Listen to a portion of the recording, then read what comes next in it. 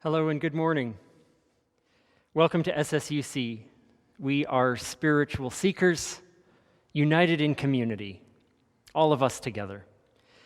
Welcome to this gathering for the long weekend of September the 4th, 2021. It's actually the 5th today, September the 5th. We are, all of us, seeking to live out a more generous and expansive spirituality.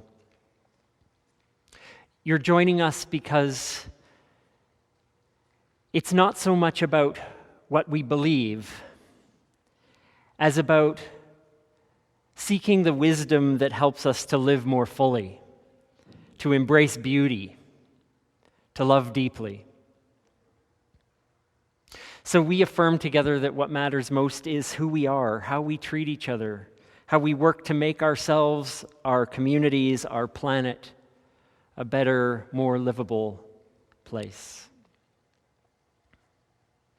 We acknowledge that whether we are in Edmonton or in Saskatoon or anywhere in these central prairies that we're meeting on Treaty 6 territory, a traditional meeting grounds, gathering place, and traveling route to the Cree, the Saulteaux, the Blackfoot, the Métis, the Dene, the Nakota Sioux, and many others. We acknowledge all the many First Nations, Métis, and Inuit whose footsteps have marked these lands for centuries, and for whom we endeavor to build relationship in our journey to reconciliation. We pause for a moment so that we might recognize the land we're on, whether it be here in Treaty 6 or wherever you happen to be, recognizing the people and the land.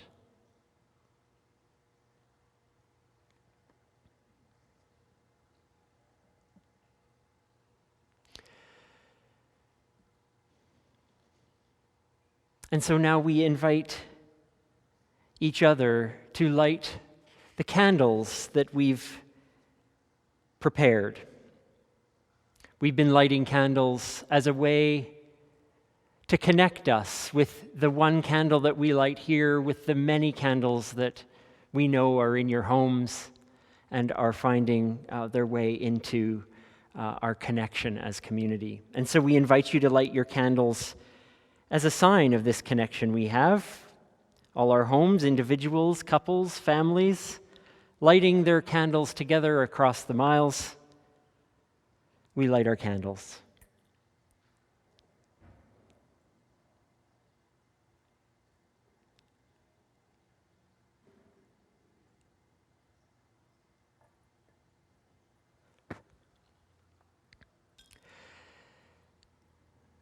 We can always return to this light, whether during our gathering, whether later today or during the week. Return to this candle as a reminder of a spark of wisdom, a reminder of the life that dwells in each one of us, the flame of love, compassion, belonging that unite us and strengthen us.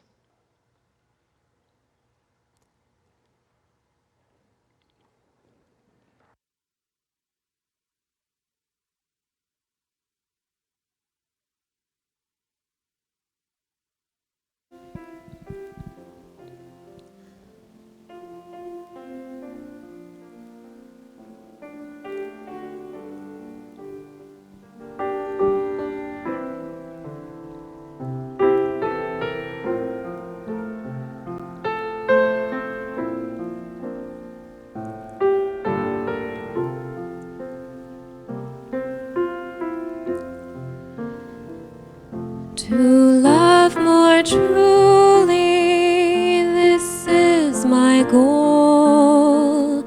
To care more deeply with all my soul. To show compassion, extend forgiveness. To make a difference, I give my all.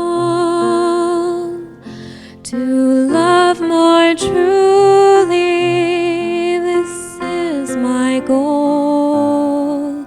To care more deeply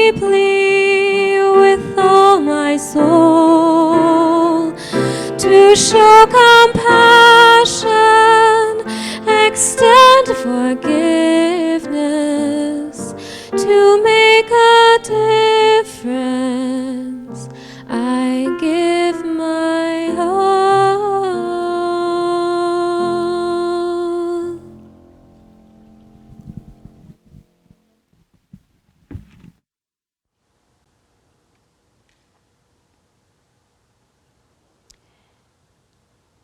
We live in a world of words, and a world of words lives in us.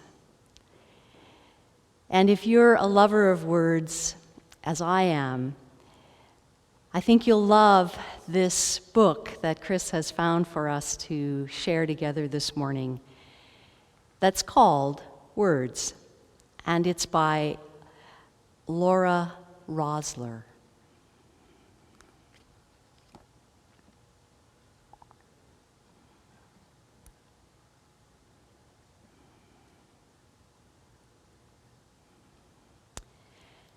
There was once a letter alone on a page,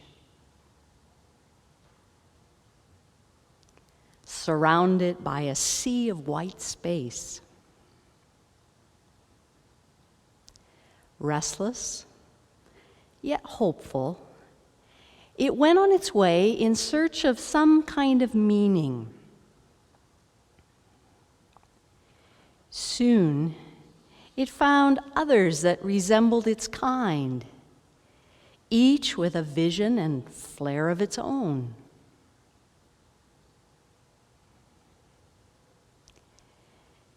Bewildered, determined, and convinced there was more, it marched on. It came upon clusters that caused it to shrivel. Gossip, envy, hurt, bully.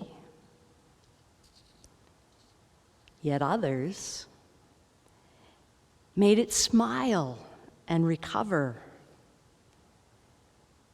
Peace, respect, happy, comfort.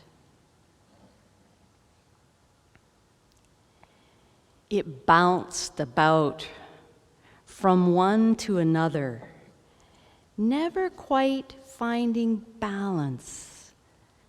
The E bounced into fear, help, selfish, smile, mean, hope. It glanced at the bold groups, demanding and harsh, crushing and daring.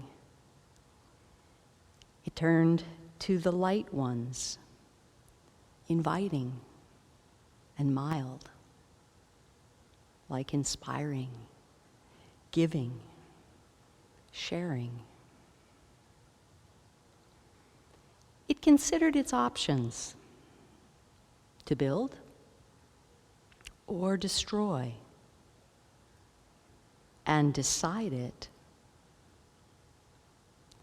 there was ever only one choice: to love.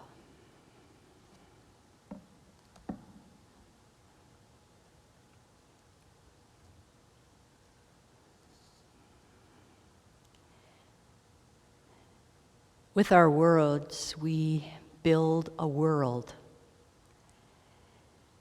This book reminds us that our words are a choice. Every word we speak is a choice between tearing down or building up, between demanding or inviting, between hate and love. Our lives are one decision after another, one small act after another, and they make a difference. Just like letters add up and make a word, words add up and make our actions, our impacts. As our words accumulate, there's an opportunity for us to build kindness, and hope, compassion, belonging, and love.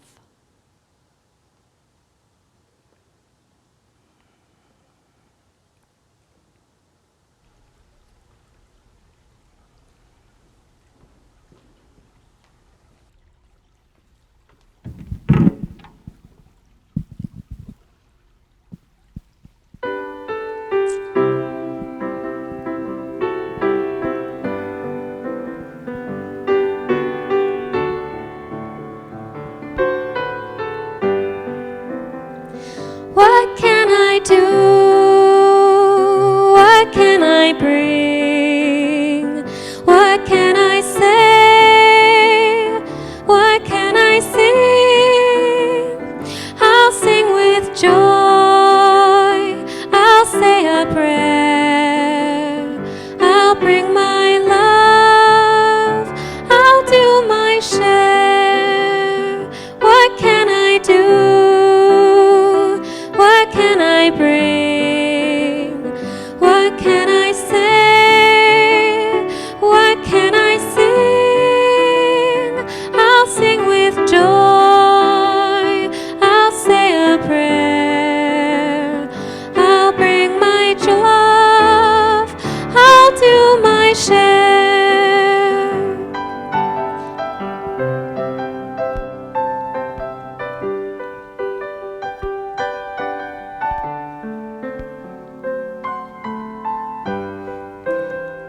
What can I do? What can I bring? What can I say? What can I sing? I'll sing with joy. I'll say a prayer. I'll bring my love.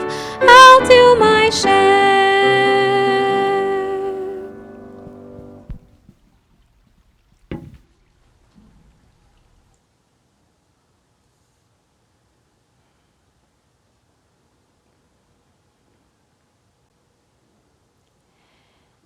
Sharing a paraphrase of words that were written in a letter in the 1st century, a letter that was written to a troubled, disrespectful, divisive community.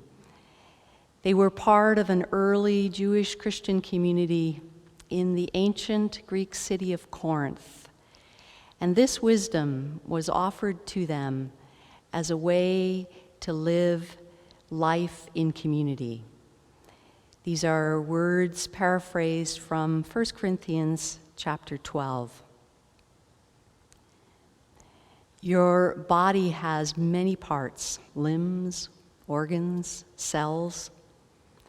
But no matter how many parts you can name, you're still one body. It's exactly the way it is for life in community. A body isn't just a single blown up part into something big. Rather, it's different but similar parts arranged and functioning together.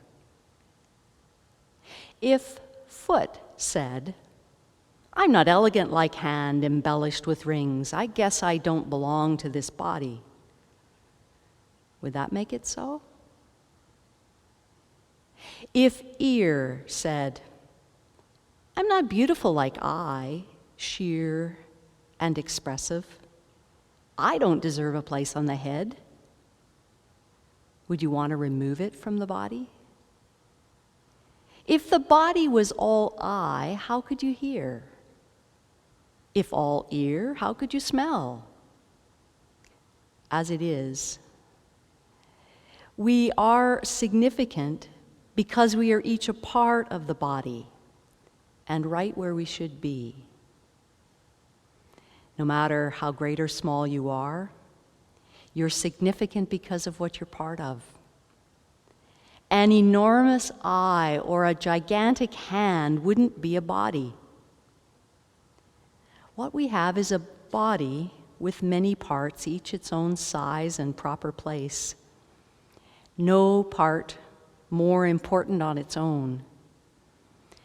Can you imagine I telling hand, "Get lost, I don't need you"?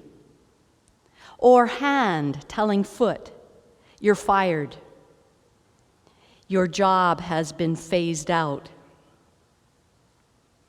It's this way in our lives as community. Every part dependent on every other part. If one part suffers, all parts suffer with it. When one part is honored, all parts rejoice with it. In these words, which are ancient but timeless, may we find wisdom for living together as community. May it be so.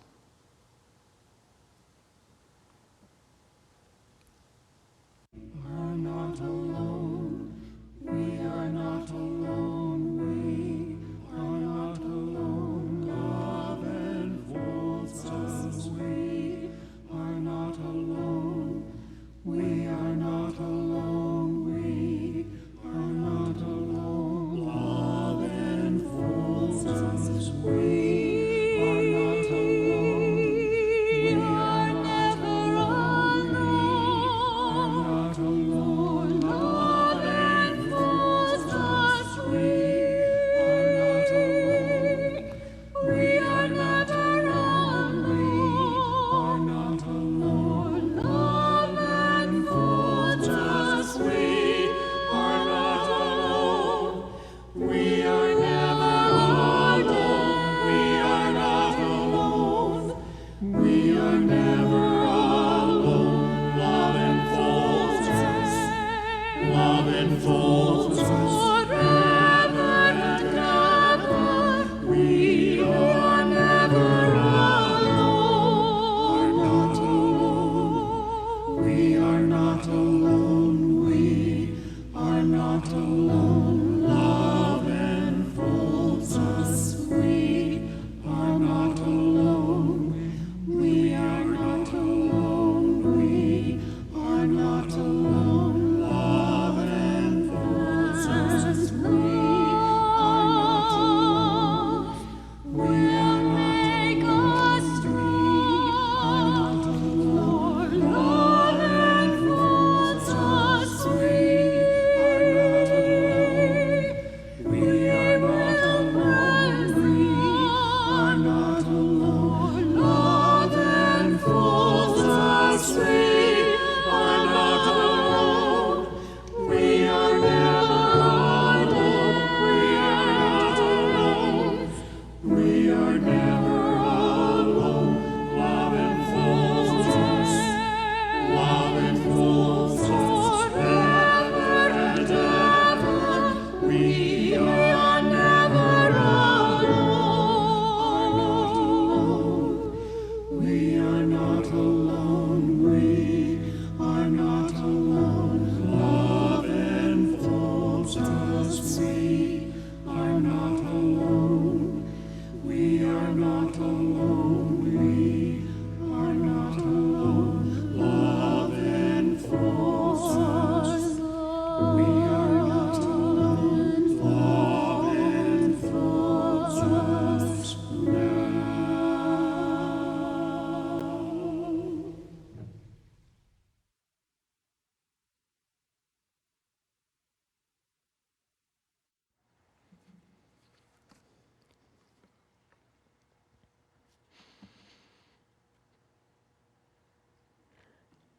We've been exploring the everyday things that escape our notice, but that have wisdom to share in this series entitled Everyday Sacraments. Most of these have been things in our natural world, but of course there are plenty of human-created experiences that speak loudly of their ordinary wisdom. Today we'll focus on a few signs of justice that we see all the time, likely think nothing about, but which teach us the power of change, the wisdom of acting for the good, not just of us, but the good of many. So I want to start with a few stories.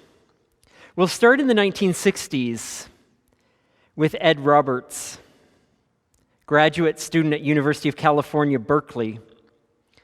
When Roberts was young, he became sick with polio, which left him paralyzed from the neck down. He went to class with the help of an attendant pushing his wheelchair, had a classmate make carbon copies of their notes. Robert's story was not a common one at the time, and he soon began making headlines. But shortly after he started at Berkeley, quite a few other disabled students arrived as well. At this time, many buildings built in California had to be built accessibly, but the streets were a different matter entirely. He would wheel to the driveway in an alley or at a loading dock, roll into the street until he reached another driveway, hope all the while that a truck didn't pull out. Students with disabilities at Berkeley planned their class schedule according to which class was downhill from the previous one. And being Berkeley in the 60s and the age of activism, they initiated a campaign to change the one thing that made their movement the most difficult: curbs. In 1972, the city installed its first official curb cut, that ramp built into the concrete sidewalk at intersections, and it was done at the intersection of Telegraph Avenue. And it would become, in the words of a Berkeley advocate, the slab of concrete heard round the world. Hundreds more curb cuts followed Berkeley, then hundreds of thousands all across the continent. Disabled advocates continued to push for access to the basics that many had taken for granted: sidewalks, classrooms, dormitories, washrooms, buses. Then, as Angela Glover Blackwell in her article for the Stanford Review writes, a magnificent and unexpected thing happened. When the wall of exclusion came down, everybody benefited. Not only people in wheelchairs. Parents pushing strollers headed straight for curb cuts. So did workers pushing heavy carts, business travelers wheeling luggage, even runners and skateboarders. And now, 50 years later, we all pass through these little built-in equalizers on the sidewalk without much of a thought of the great and important, difficult justice work that got them there. The impact of this kind of design is so significant that the term curb cut effect was coined. The idea that we want to explore today in seeing these everyday, ordinary sacraments all around us is to think of it this way.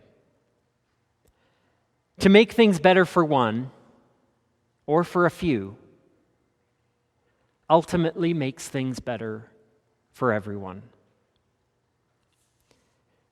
Other stories are similar to Ed Roberts and the beginning of those curb cuts. Closed captioning was originally created so the deaf and the hard of hearing could watch television. But today, people watching hockey games in loud restaurants, or watching the news while at the gym, or trying to catch their favorite episode on the bus benefit from captioning.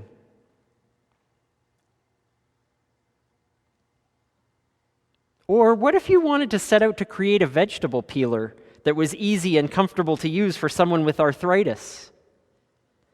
Well, in developing the product for that special group, the grip was tested with people of various ages and various hand sizes, hand strength, dexterity. The consideration of a functional and attractive product for all people led to good grips being a widely recognized design. When we start looking all around us, we can start to recognize how solving a very simple problem, even for a few, can end up making life better for all. Just a few more examples. The football huddle was initially created to help deaf football players at Gallaudet College keep their game plan secret from opponents who could have read their sign language. Today, it's used by almost every team to shield the opponent from learning about game-winning strategies.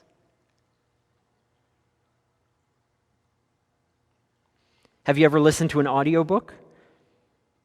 Have you ever used a voice assistant on your phone or your home speaker? Then you're the recipient of the benefits that were developed initially to help a specific group that now help all of us. To make things better for one or a few ultimately makes things better for everyone. The wisdom shared among early Christian communities couldn't be more appropriate for the time we're living in. To be part of society, to be part of community, means that we need each other. We all have our different functions. But without the body, we're just one function cut off from everything else. We're important, we're crucial, we're significant.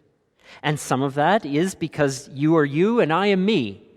But some of that significance comes from the fact that we're part of something bigger. Something that can work together to do things that we could never do alone.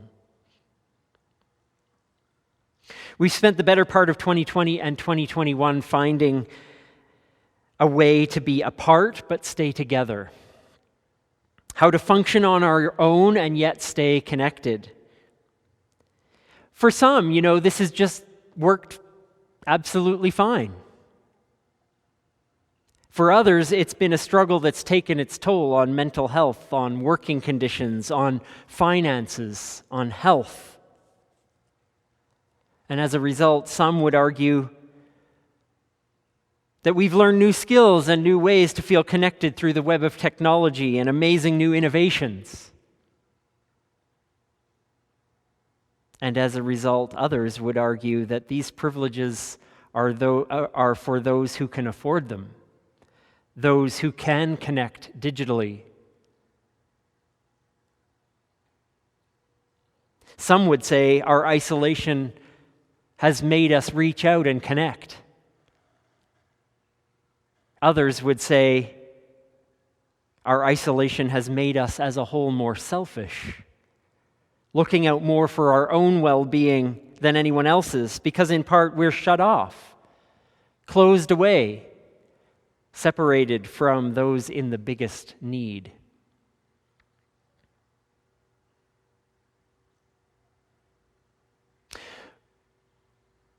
We recognize that we don't have to be in this time and this age to know that there will always be those who act in the interest of the whole body, and there will be those who act in the interest of their individual part.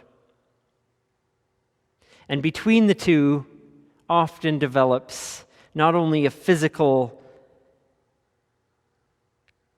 divide, but an ideological or a political one as well. Until we are all well, I can't be well. Until we are all well, none of us individually can be well. The wisdom of this text comes to us that both the needs of the one and the needs of the many are important. It's lovely and delicate dance between them, and we are all learning the steps. It is this way in our lives together as community, every part dependent on every other part. If one part suffers, all suffer together with it. If one is honored, all rejoice together with it.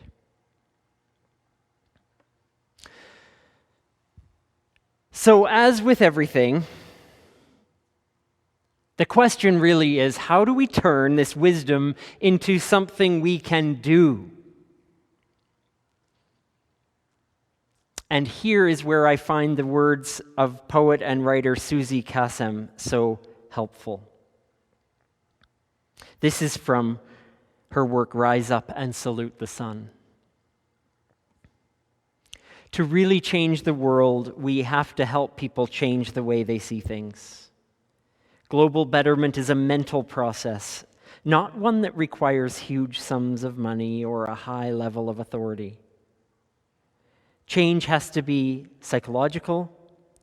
So if you want to see real change, stay persistent in educating humanity on how similar we all are, than different.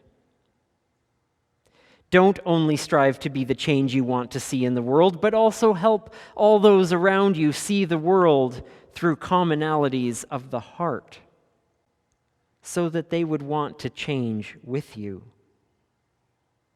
This is how you can change the world. The language of the heart is humanity's main common language.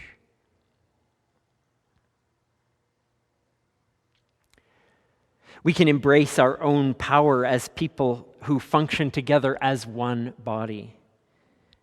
Not using power over others, not the power to get what we want at the expense of anyone else, but to be mutually powerful with each other, in the sense that we are all intertwined, we are all related, we're all strong and capable of change, capable of influence, capable of making a difference.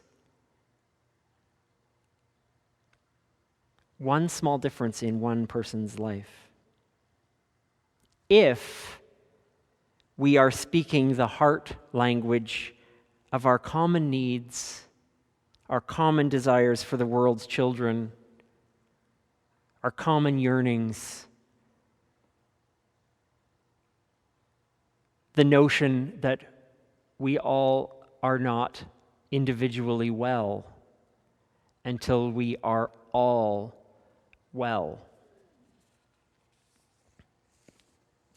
I want to refer us back to a gathering that had so many of you responding positively to us. I'll remind you and refer you to the archive of our gathering from May 23rd, 2021, when Nancy introduced us to the concept of Marnita's table, a method of community engagement. Some of us have been involved, perhaps not in Marnita's table, perhaps in other ways that bring diverse people together, bring different institutions together, bring all kinds of people together around our common quest for a just and an equitable world, or city, or community league, or group of friends. These kinds of efforts don't focus on divisive issues, do they? They focus on getting to know each other first and foremost, around listening to each other, around very specific conversations that encourage depth and connection.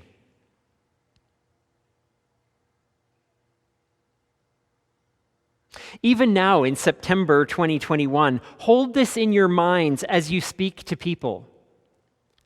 Not looking at the divide between ideologies or thoughts around how to proceed with this issue or that issue.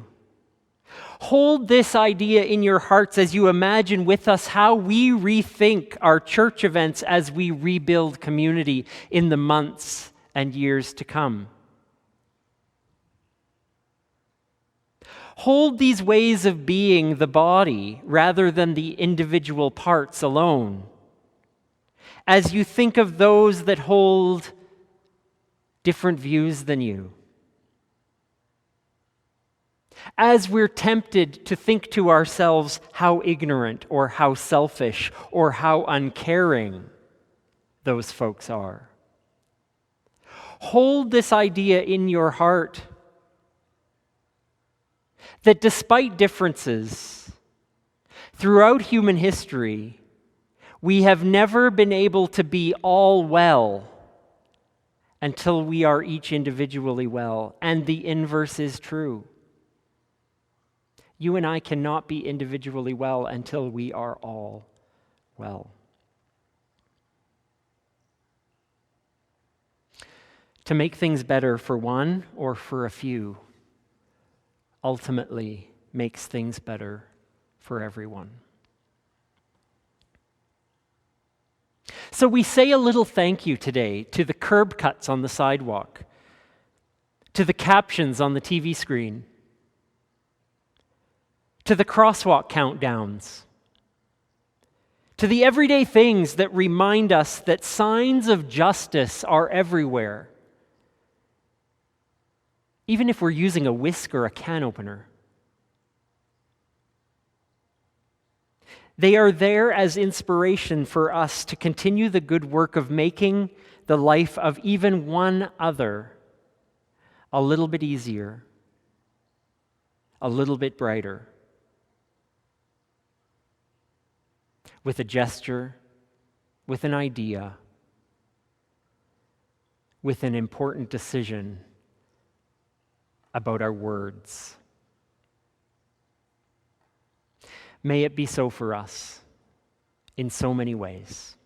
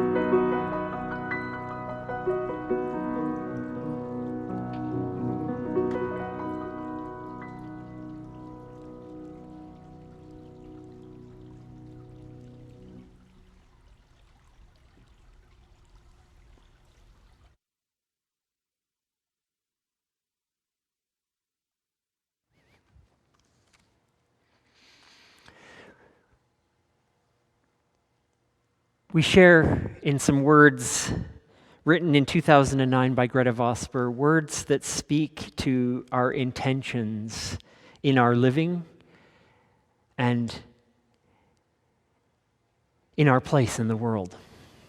And so we speak these words together, or we hear them as we ponder them.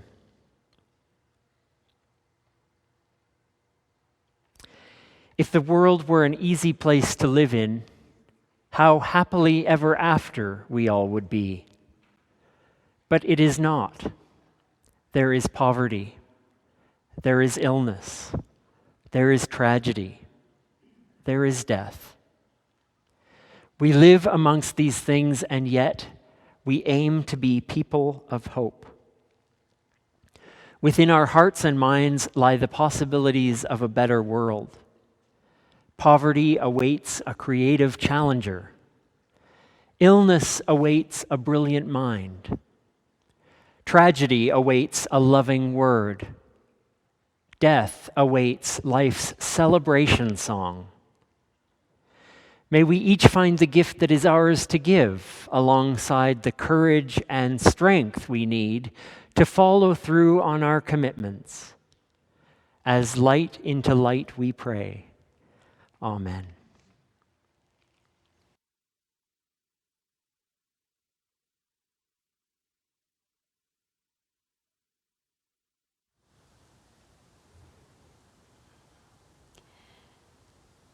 I want to take just a few moments to share a few invitations with you.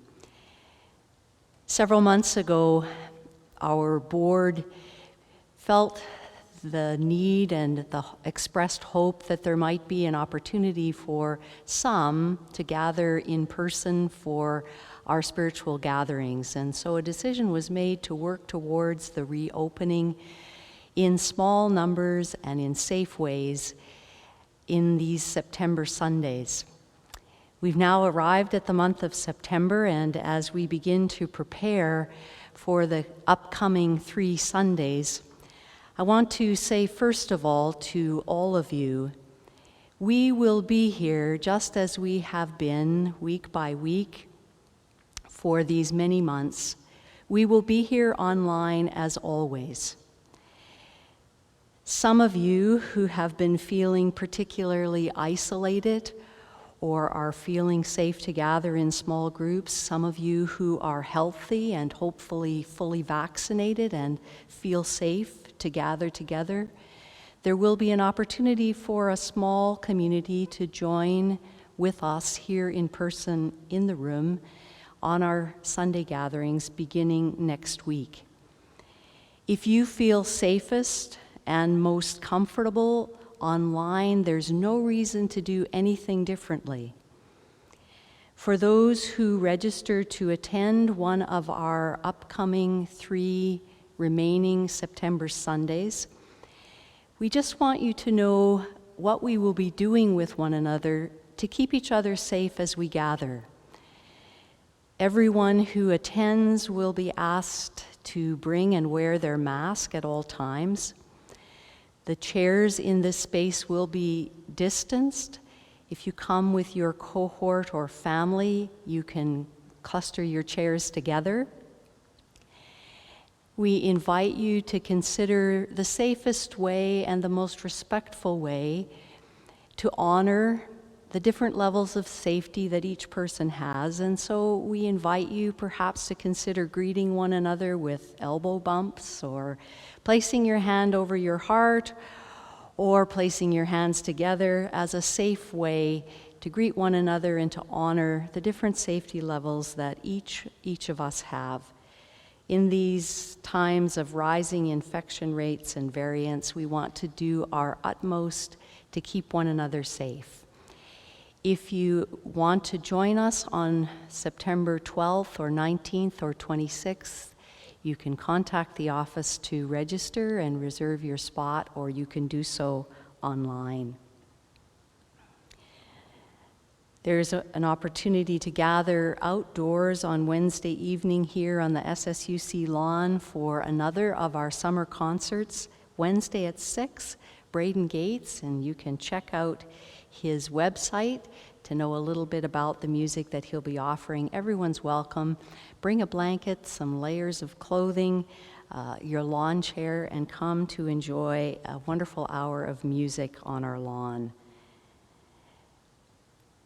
We also want to express our appreciation for the sustained and generous support that those of you who are able to give have given over these months. And we invite you, if you're able to contribute, here are ways that you can easily do that. And we welcome your gifts, whether they are one-time gifts, regular gifts, small contribution, or a significant contribution. Each contribution makes a difference to the SSUC community and what we're able to do. I also want to express the appreciation Chris and I bring for each of those who've contributed to this morning's gathering.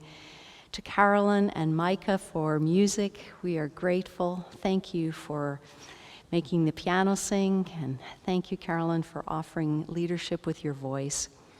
Thank you to Dara and Andrea in the booth, giving us audio and giving us video. Thank you to each one of you for making this time possible.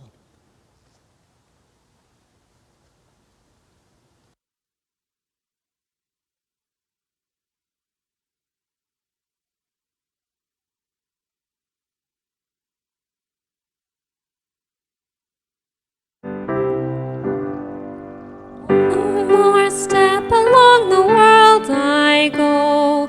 One more step along the world I go.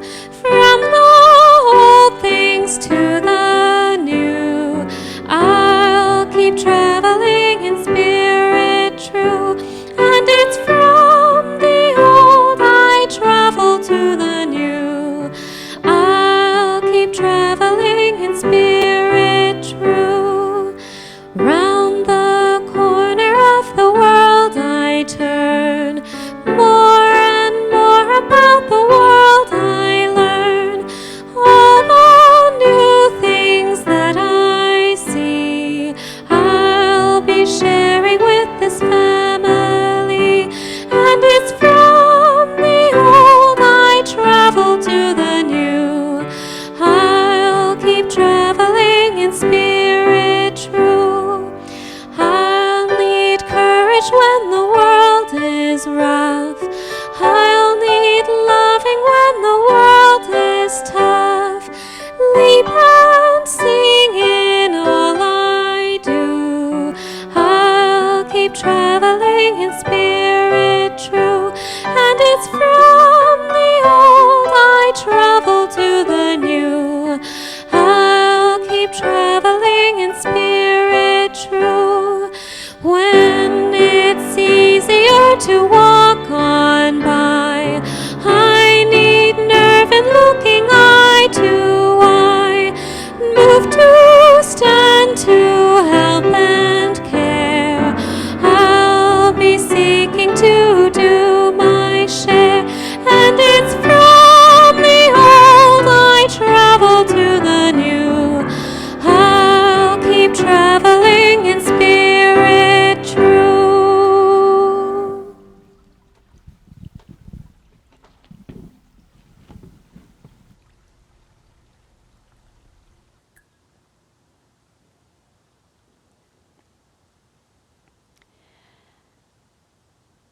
As we take our light into this day, into this week, we're mindful that our thoughts become words and our words become actions. And so as we change the light, we remind ourselves to be mindful of those who feel most anxious, most afraid, mindful of those who have to work harder to hear or to see or to access space or to quiet the voices within them that distract and disturb.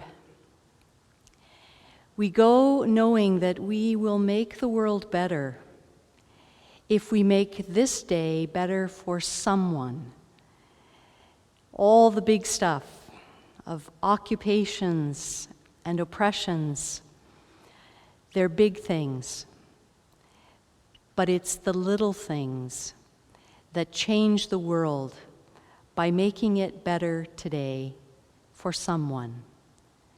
So we go mindfully to offer our words carefully and compassionately, that they might translate into actions that communicate that care and that compassion. We hope that this will be a week in which each of you will be well, that you will be safe, and we look forward to seeing you very soon in our next spiritual gathering.